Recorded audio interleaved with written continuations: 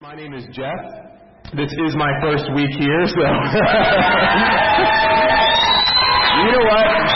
I want to say two things before I actually get into my message. The first is I'm really grateful for all of you for sticking around. And here, and I say this very seriously, half jokingly, but very seriously, because first of all, you don't have to. But second of all, it tells me that you're not here for me. Because, in my personal study, some of you probably saw, I posted on Facebook and Instagram this week, I've been reading in 1 Corinthians, and one of the things that God showed me is that it doesn't matter who plants the seed or who waters it in your life. It matters that God makes it grow. Amen. And so it doesn't matter who's standing on this stage as long as God is moving. And so as long as I'm in this position, that is going to be my prayer for us as a community, is that God would constantly be moving. Constantly be changing. Which means at times it's going to get uncomfortable. Which means at times there's going to be decisions that I'm going to make that you're not going to like because people don't like change. But as long as God is guiding us, we're going to be fine. Amen. All right?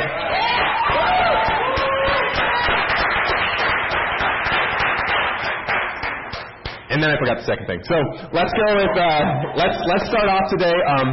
How many of you guys know of C.S. Lewis? Anybody? Okay, cool.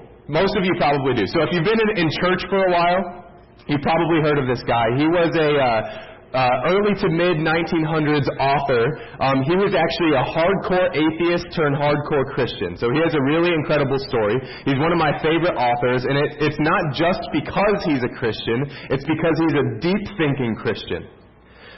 He's the kind of guy who can take really complicated ideas and, make them so simple even a kid could understand them. In fact, that's one of the things he did. He wrote this famous series of books called The Chronicles of Narnia. Right? So even if you've never heard his name, you probably know of the books or the movies. And so he wrote this really famous series, and in that, he created sort of this big metaphor, and he used Christian sort of examples and stuff in that. And so at the beginning of the very first book of this Chronicles of Narnia series, it's called The Lion, the Witch, and the Wardrobe, there are these 4 kids who are living in London, and they're actually being evacuated from the city of London in 1940 because the Nazi blitzkrieg is about to come through. The Germans are about to come rain bombs in, and this is something that actually happened. People started sending their kids out of the city in order to avoid having them there when the bombings came. And so it begins that way, and this mom sends her 4 kids away, and they go into the countryside to live with this professor. And at the professor's house, they discover this wardrobe, which is essentially like a freestanding closet. It's a piece of furniture where you would hang your coats or something like that. And inside the closet, while they're playing a game one day, they discover that it's not just a wardrobe, it's actually a portal into another world. It's this land, this magical fantasy land called Narnia. And the kids go there, and they discover when they get there that there's this evil witch who has kind of asserted her dominance and claimed herself to be the queen of this land. And she's ruining everything she touches. And in fact, when she finds out that the kids are there, she's looking to kill them. And so again, this is a fantasy world, along comes a little talking beaver. Okay, I know it's weird. If you haven't seen it, you can't appreciate it. But this little talking beaver comes along. His name is Mr. Beaver. And he takes them to his den, and he hides them. He hides them as fugitives in order to protect them. And while they're there in his little den, he tells them about the true king of the land. Is this guy named Aslan. And Aslan is a Jesus figure in the book. And the beaver goes on to explain that Aslan is not a man, but he's a lion. And he's not just a lion, he's the lion. He's the great lion who is the true and rightful ruler over this whole land. And then this little girl, one of the 2, asks this very interesting question, something that I think all of us would ask if we were finding out that we were going to meet a lion. And she says, "Is it safe to meet him? He's a lion. Is it safe to meet him?" And I love this animal's response to the little girl. And we'll put the quote up on the screen for you. Safe? Who said anything about safe? Of course he isn't safe, but he's good. Isn't that Jesus? And I think that's one of the problems that we have a lot of times in church is we talk so much about the goodness and loving nature of God and how Jesus is the Lamb of God. And we think of Him as the sacrificial guy who is just kind of getting beat up and getting punched and spit on. And then we forget that the other side of Jesus is that He's also the Lion of Judah. That He is ferocious and powerful. And that the Scriptures say that God has put all things under His authority. That means every single problem that you had in this past week is under the authority of Jesus. That at His word, it goes away. That at His word, you go wherever you go. That He is the Lion of Judah, and He is fierce, and He is awesome in power. And when we forget those things, two things happen. The first is, our problems begin to seem bigger than they really are. Some of you have been so laser locked in on your problems because you feel like there's a Rottweiler that has you cornered. Like seriously, think about that situation. Imagine having like an 80-pound Rottweiler foaming at the mouth, barking, snarling, got you cornered, you're not going anywhere. That's how you feel your problems are. But the only reason you feel that way, especially you believers, is because you're forgetting that there's an 850-pound African lion who's on your side standing next to you.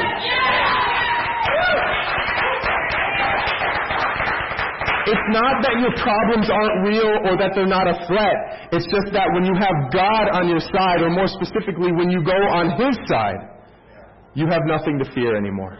He is so much greater than whatever it is that you're facing. And if you can grasp this idea, it's going to totally revolutionize your life.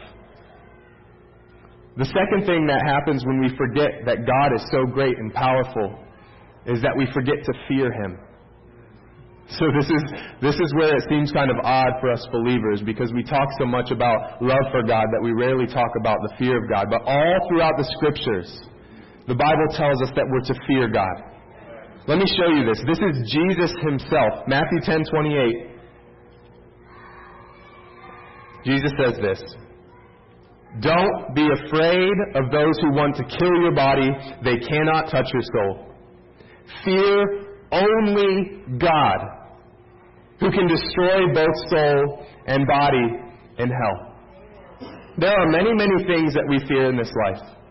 For some of us, it's poverty. It's our bills. For some of us, it's rejection. We want to be accepted so badly that we actually fear being rejected by other people. Some of us fear loneliness, of getting left behind. And maybe at times in your life you feared for your physical safety because of a sickness or because somebody was abusing you or whatever the case may be. But I want you to know that the fear of God is a different kind of fear. It's not the kind of fear that causes you to constantly look over your shoulder and wonder when the other shoe is going to drop. It's the fear that chases away all other fears.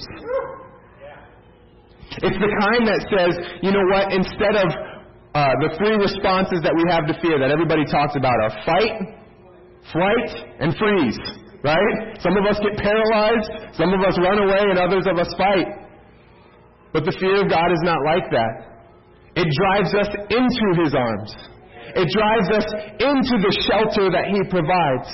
It helps us to realize that because He is so great and because He is so fearsome, that He is fearsome to our enemies as well. And it ends up in us being protected. And so the fear of God is different. What the fear of God is it's not terror, but it's being awestruck by the power and the fierceness of God. And some of us have lost sight of that, even as believers, and I think to a dangerous extent. Because I think what has happened for some of us is that we look at God and we see His love and we see His grace, and we only want to focus on that half of that equation. And so we hear things like, God will forgive me, and we use it as an excuse to sin rather than an opportunity to change. We've got it backwards. It's not an excuse. Like, God is going to forgive me, so I can just do this. Like, I'm in the moment, and I'm trying to decide. It's like, oh, God will forgive me. And I've heard people say that in such a casual way, as if it's just okay to walk back into the thing that literally was the reason that Jesus had to die. Literally the reason why God's wrath is being stirred up for humanity, for those that don't repent and turn to Jesus. And I know this is hardcore stuff, and on my first Sunday, I figured I'll scare you away the first week, and then we'll be good after next week. But it's true. I mean, I got to speak the truth to you. And so we use it as an excuse, but really what it was intended for is an opportunity to change, to allow God to work and to transform you in your life. But so many of us ignore the conviction that God has put on our hearts. Let me just say this very straightforward. I believe that God has convicted some people in this room of a change that they need to make, and they've ignored Him to this point. Amen. There's something specific that the Word of God has showed you, that maybe Pastor Jeremy has said, that has spoken to your heart, and you're like, this is God telling me to make a step, telling me to make a move, telling me to make a change away from what I was doing and toward Him. And to this point, you've ignored it. This is my call to you, to fear God and stop ignoring that. Listen, you're not going to make the change on your own. In fact, I don't believe that you can. But you got to take the first step of faith. See, when Peter took the first step of faith out of the boat, he landed essentially on dry ground. He was standing on the water, but he had to take the first step of faith. You need to do that too. Trust God that when He convicts you, He's leading you to a better way. All right? So that's the first thing. The fear of God will lead us to that kind of change. Nehemiah was a guy who walked in the fear of God. And I'm going to take a couple minutes just to recap what we studied the past few weeks, because it's been 2 weeks since we actually got together on this topic. But Nehemiah was a guy who walked in the fear of God. For those of you that remember, he was this guy who served as the cupbearer. He served wine to the king of Persia. And he found out while he was in that role that the city walls around Jerusalem, the ones that are supposed to protect the city of the Jews, had been torn down. And God placed this burden on his heart and said, Nehemiah, you need to go there and you need to fix this thing. And so Nehemiah responded with that first step of faith. And God provided him every single thing that he needed. He provided him with building materials through the king. The king gave him building materials. He got permission. All the people rallied to the cause, and they were ready to build, and things were going great, and everybody was working enthusiastically. And then you started to have these outsiders come in and not only mock the Jews, but start to threaten them. And Nehemiah, because he feared God more than man, didn't let the work stop. Instead, what he did is he equipped the Jews not only with tools to build, but with weapons, so that everybody who was working was also carrying a weapon. Imagine being at your desk job and all of a sudden having to pull out a sword and fight some dude who's coming into your cubicle, right? It's terrifying. But that's what was going on because Nehemiah feared God. He said, if this is something that's truly in God's hands, then we're going to go for it 100%. We're not going to stop for anything. And so he pushed and he pushed and he pushed.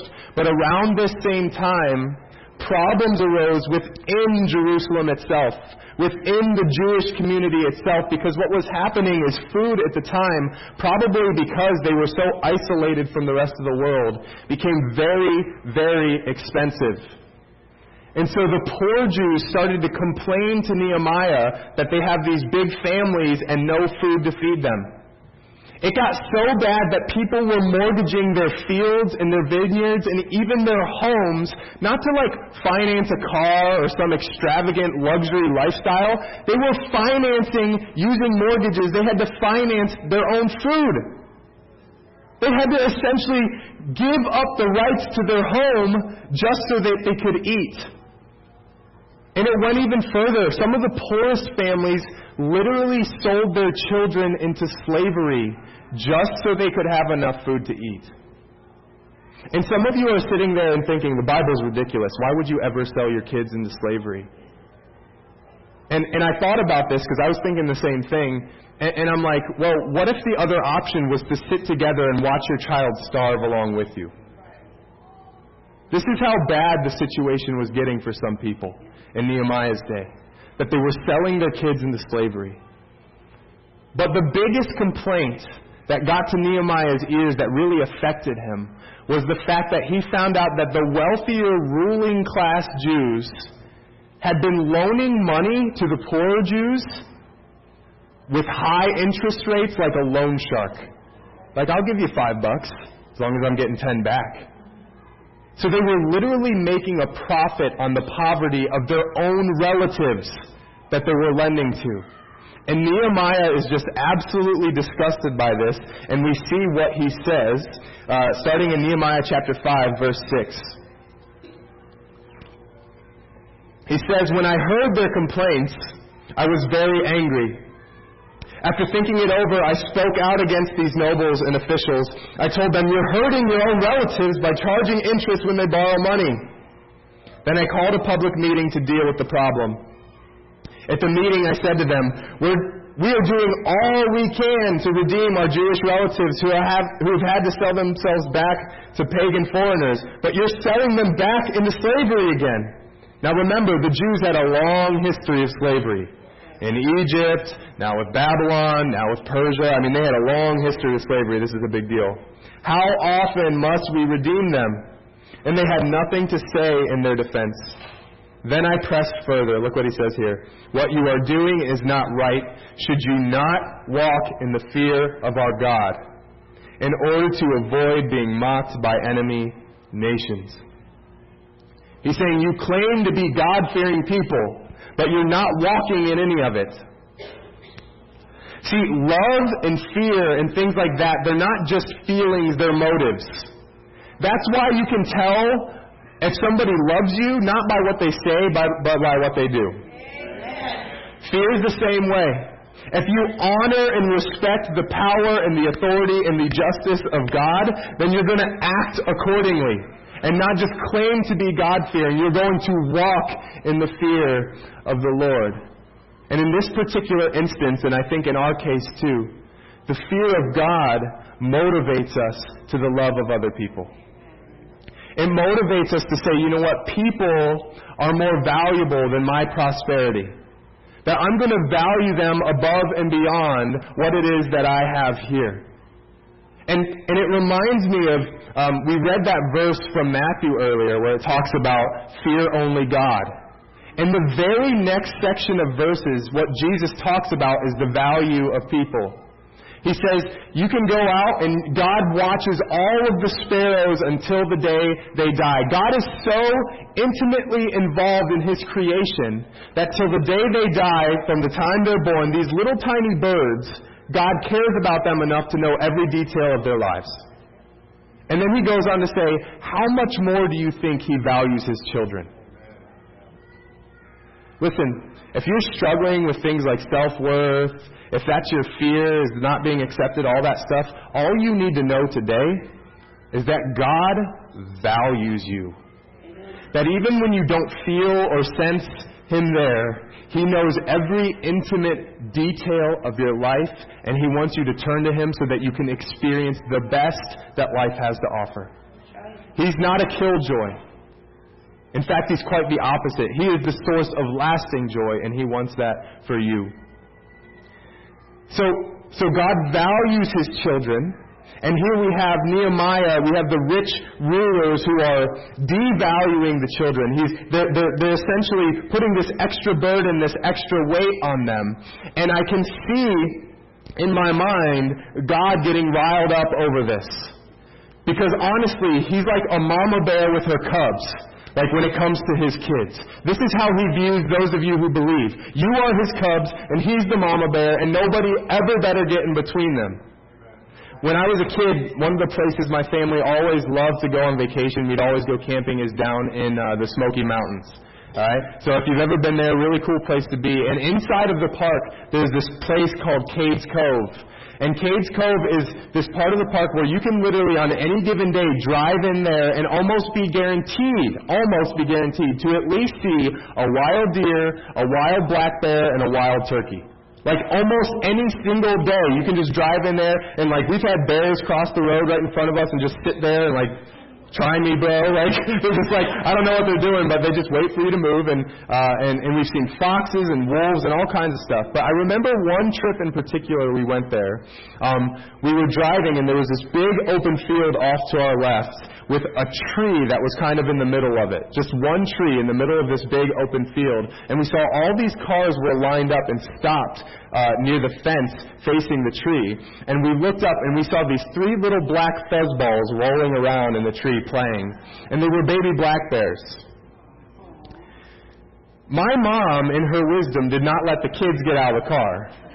But my dad, in his momentary lapse of judgment, decided to get out and take a closer look. And so he wandered up there because there were all these people watching these black bears. And if I remember right, the mama was at the woods across the field, so you could see her. But black bears can run 30 miles an hour. Okay, so they can close the gap real fast. So all these people are taking pictures and they're laughing and having a good time. And my dad went out there. And then he came back after a little while, and he was laughing, and we asked him why he was laughing, and he said, well, everybody up there was talking, and one of the people said, I hope you all can run fast, ha ha ha. And my dad just, laughed for a second, and he said, I don't have to run faster than all of you. I just have to run faster than one of you. And he said at that moment, everybody just went quiet. And in the midst of this laughter and having fun and watching these cute little bears, everybody just thought for a second. And I want you to know, listen, if you're a child of God, if you've given your life to Christ, He is fiercely protective of you. Listen, if you as a child, bless you. That was awesome. Woo! I'll count it as an amen. How about that? Is that cool? So, the blessing of God, if you're a child of God, you sneezed totally took me out of it. All right, hold on. Let me read it to But if you're a child of God, He's protective of you. And if you're doing stupid stuff, then He's going to discipline you. But it's not in order to punish you. I watched a video yesterday of this lioness, this big, massive lion, snarling and nipping at her cub because it was just being a little brat, And it was nipping, and she was trying to correct it. It's a form of discipline. There are things that you're going to go through in your life that are going to be struggles, but take it as a form of discipline. Take it as a form of growth, not as something that's meant to hurt you. But either way, the fear of God is there. God is still great, and He has the authority to do those sort of things. Looking forward, so Nehemiah has this conversation with all of the people, and the leaders agree to pay back everything that they took. They give back all of the land, they give back all of the property, they even give back the interest, everything that they took from their poorer relatives. And then Nehemiah tells us what it looks like to walk in the fear of God. He tells us what he did. Now remember, he's not just a wall builder at this point. He actually becomes the governor of this whole area. So he is the top leader, the top official in this area. And look at how he acts toward the people who are under him. Starting in verse 14. For the entire 12 years that I was governor of Judah, from the 20th year to the 32nd year of the reign of King Artaxerxes, neither I nor my officials drew on our official food allowance. Now pause here for a second. Remember, food is very expensive. As a leader, he was entitled, he had the right to draw on food from the people. It was his right. He deserved it. He said, I'm not going to draw on any of it because I see how my people are hurting. The former governors, in contrast, had laid heavy burdens on the people, demanding a daily ration of food and wine, besides 40 pieces of silver. Even their assistants took advantage of the people. Check this out. But because I feared God, I did not act that way. Fear is not just a feeling, it's a motive. I also devoted myself to working on the wall and refused to acquire any land. And I required all of my servants to spend time working on the wall instead of serving me. I asked for nothing, even though I regularly, out of my own hospitality, he's saying, I fed regularly 150 Jewish officials at my own table, besides all of the visitors from the other lands. I didn't charge it to them at all.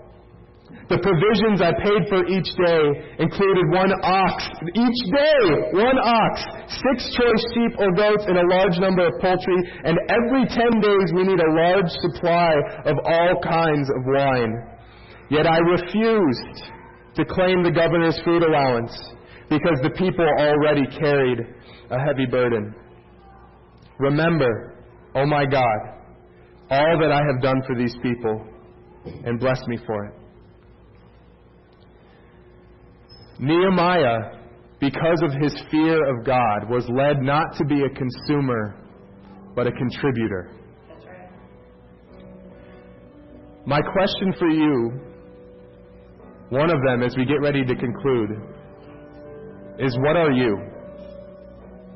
At the end of your life, will you be able to pray a prayer like this?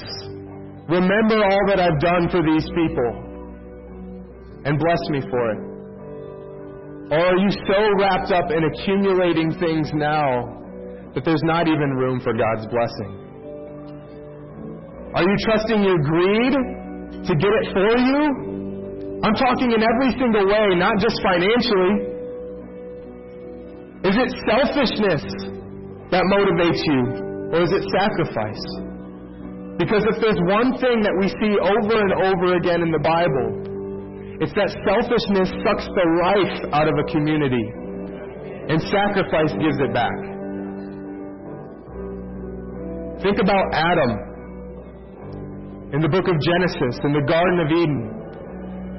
Satan comes to him with this temptation, and he says, "Hey, Adam, you can become like God.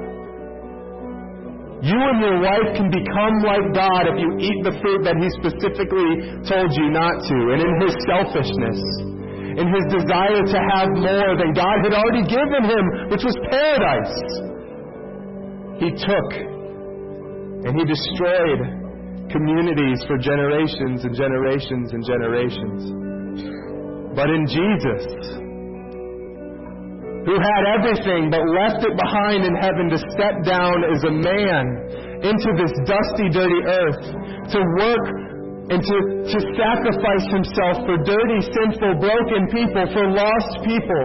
In that one sacrifice, He made it possible for all of us to be united back together. Listen, the fear of God does not allow any room for selfishness. And so as we get ready to worship, there's 2 things I want. And the first is, for those of you that believe, I want you to search your heart and ask God to search your heart for any selfishness inside of you. I do believe that God has great plans for Movement Church. But listen, He's not going to do it through me. He's going to do it through us. I'm nobody telling everybody about a somebody. You have the same role here. It's no different than mine. It just looks a little different. If you could close your eyes for just a moment, we're going to pray. But the second opportunity, as you believers, search your hearts. Do I fear God? God, help me to fear you. All these things. I think there are some people in this room who still need Jesus in their life. I think there's some people who maybe they've been messing around on their own and trying to figure things out on their own, and maybe they're finally at the end of their rope. Here's what you need to know if that's you. Jesus is the Son of God. God created you for a purpose. Jesus came to this earth as a man to die for your sins and mine in a brutal death on the cross, not so you could have a miserable life, but so that you could have life more abundantly, life to the full, and life eternal. He did that 2,000 years ago for you before you ever heard His name. He suffered by being whipped and spat upon and punched and spit. Jesus was wrecked for you. The book of Isaiah says that he was beaten beyond the point where he even looked human anymore. And the reason he did it is because humans have tried time and time again to get closer to God. They've tried time and time again to find lasting peace. They've tried time and time again to find lasting joy. And it couldn't be found anywhere else except for in the love of Jesus. He made a way for you when there was no way before. And if you need to accept Him today, then I want you to know that you don't have to get yourself cleaned up. You don't have to get yourself all put together. You don't have to put on the church face. All you have to do as your first step of faith is simply believe in Jesus and the sacrifice that He gave for you. And so if you're sitting there and you would say, I believe that today. I believe what you're saying for the first time. I need that salvation for my soul and for my life. If that's you, I just want to invite you right now to go ahead, while everybody's eyes are closed, to put your hand in the air. On the count of 3. 1, 2, 3. If you need the salvation that only Jesus can provide, put your hand up and say, Pastor, yeah, I need you to pray for me. This is my opportunity. This is my opportunity to get right with God. I need this. Is there anybody here today who would say that about themselves?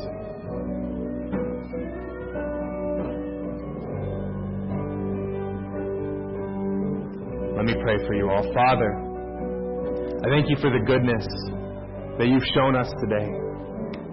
I thank you that you are a God who not only deserves to be loved, but who is also deserving of our fear, of our awe, of our respect.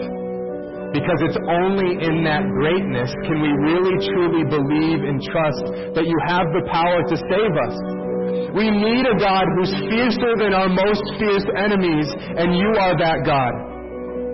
We're so grateful for the way that you love us, for the way that you care for us, for the way that you've reached down to us so that we don't have to find our own way, but we can simply accept the way that you've laid out for us. And Jesus, as we worship today, I pray that our hearts would just be filled with joy and delight and excitement at the things that you're going to do in our lives. We love you so much. In Jesus' name, amen.